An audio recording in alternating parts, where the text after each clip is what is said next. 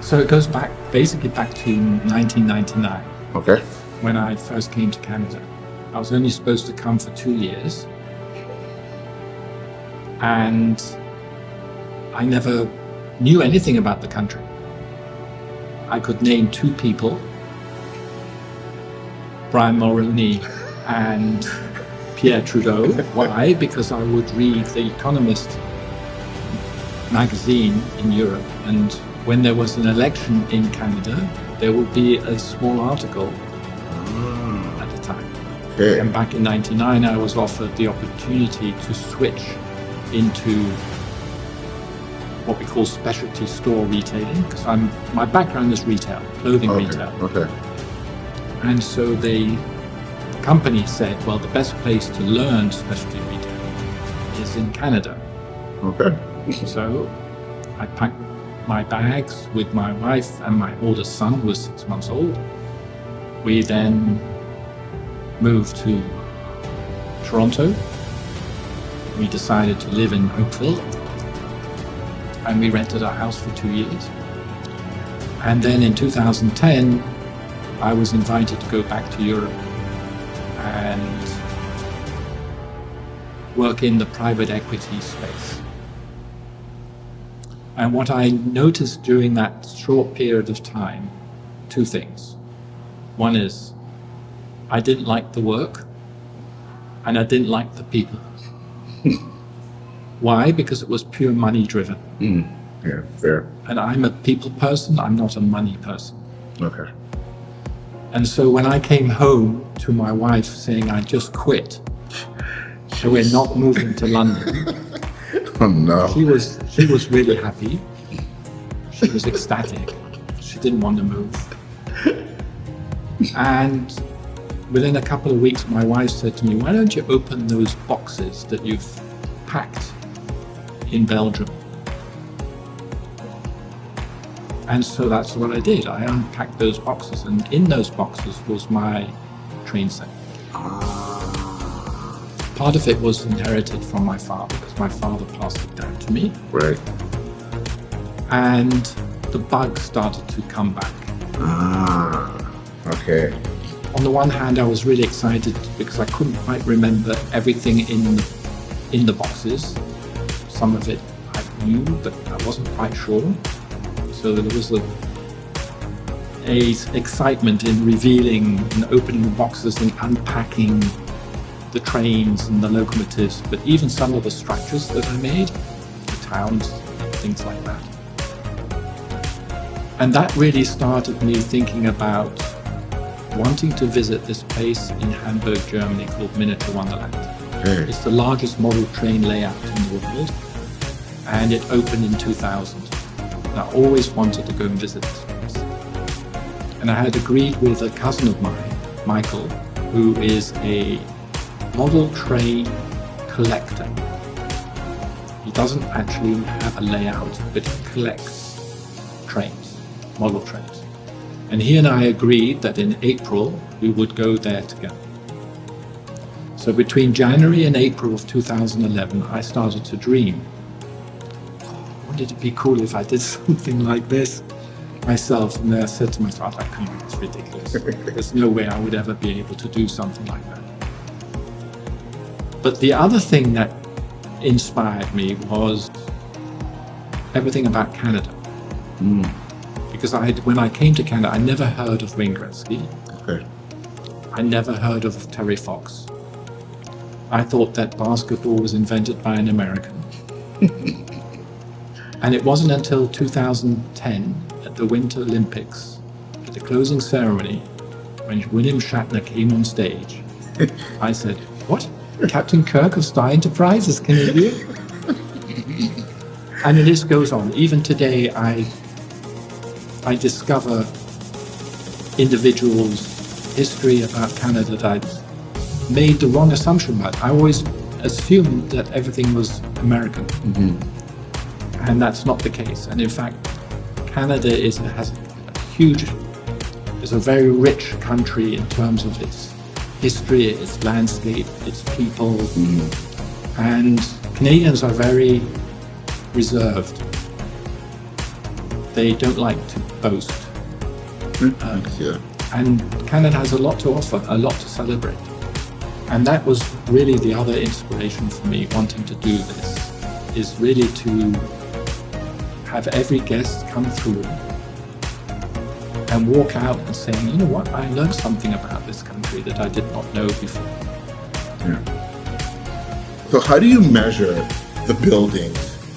Because I mean, you're not walking around with a measuring tape going to, you know, the Parliament building and measuring it. So how do you measure and get it from that size to scale to present it on display over here? Like, you have blueprints. Like, how does that work? That's the first question. Yeah, it depends on the building. And like you said, sometimes we are able to get drawings of the actual buildings from agreements that we have with those areas. Parliament, as an example, we actually got some of the drawings for the Parliament building. We're able to use those to create miniatures from them. But most of the time we don't get that. And so the easiest way is actually just using, you know, the internet, Google Maps and everything, Google Street View, you can take measurements on and everything. So you take that and you're able to get it close enough to the point where you can get it that it resembles the building. You know, our job is not necessarily to make the exact replica of the exact building. If it's a foot off here or there, it's not going to be a big deal for us. So we're able to get enough information out of stuff like that to build them. What's that process like? Like, I saw somebody gluing branches, like little pieces of things on, and straight up, I don't have the patience for that kind of stuff. And then you're saying people are hand painting each fish. Like what's the deal with all that? Yeah, I mean, we create everything, you know, so everything, almost everything that you see here is created in-house. So we really just have to figure it out. And so sometimes it's as simple as taking a tree and taking the leaves and gluing it on.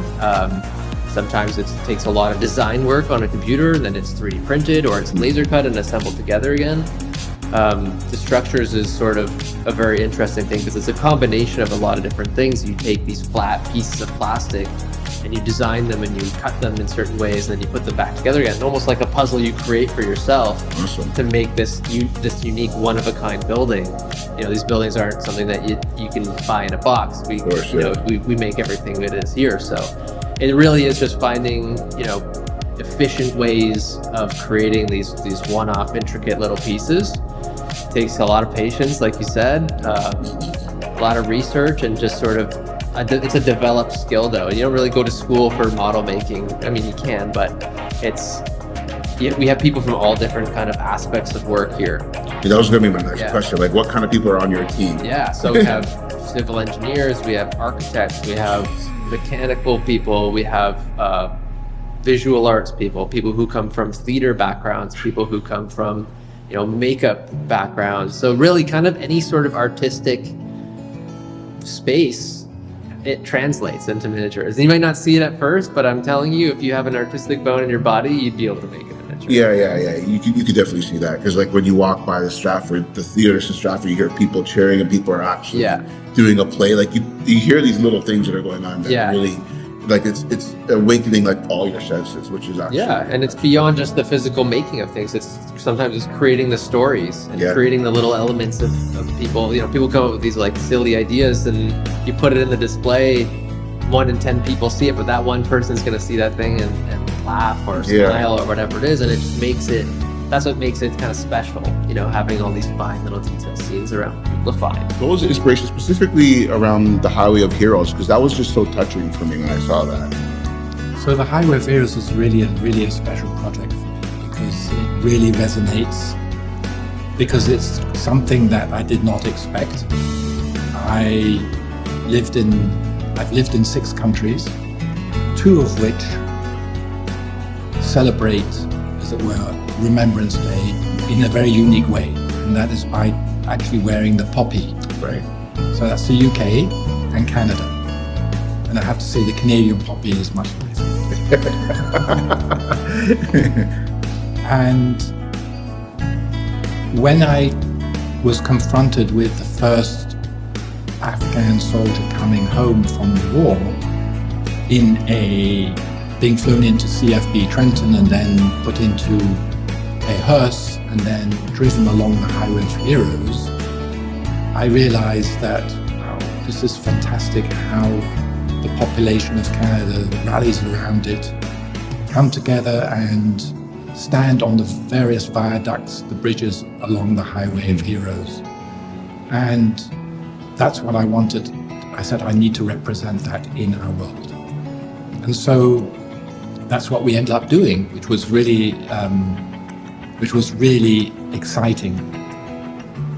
So in discussions with the True Patriot Love Foundation, which is a foundation that supports veterans and their families, we decided to represent the Highway of Heroes in our Golden Horseshoe exhibit.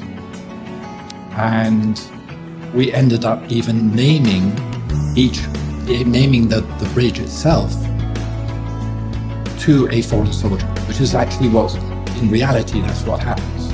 So in this case, the question was, well, which soldier do we pick? And very quickly, my colleague from True Patriot Love Foundation, Anita, said, well, let's take the first female soldier who passed away. And that was Captain Nicola Goddard. And Namita knew or knows the family, and I sat down and had breakfast with the sister who lived at the time here in Toronto and shared with her the vision of the representation, which included, by the way, having the family literalized and then placed at the foot of the bridge where the plaque is. And so if you go and see it, you'll see them standing under the plaque.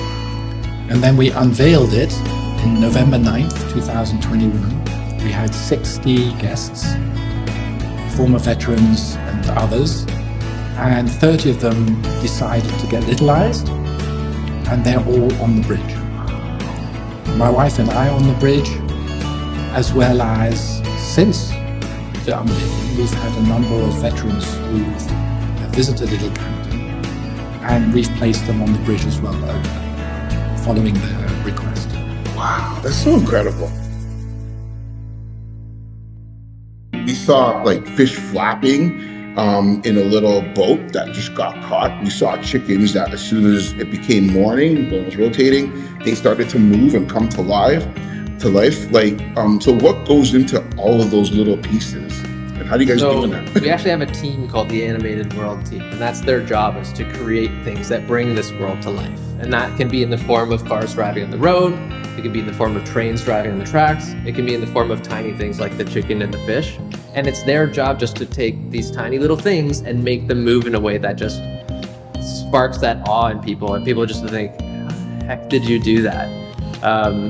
They deal with things with it's motors and it's electronics and it's programming, and they actually create a lot of those systems. A lot of them are created in-house. Some of them are just purchased things that we can go out to hobby shops and buy and install.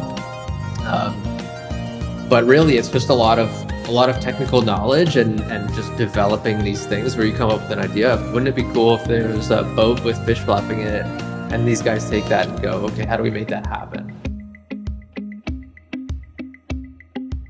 How are we doing this literalization station, minimization creation?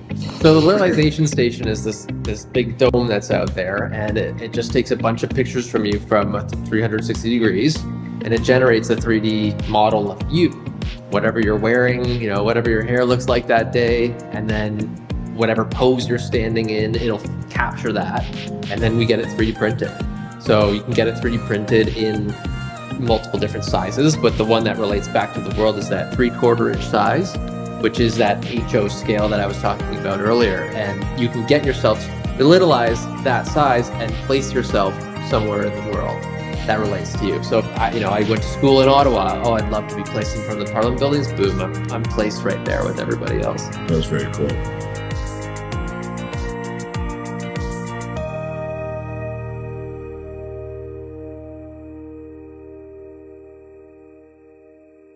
So now that you've built this, and I see when we meet you upstairs and people are coming in, I see this little childhood giddiness that you have when you see people coming in to see what you've created. So what do you hope people take away from here when they leave?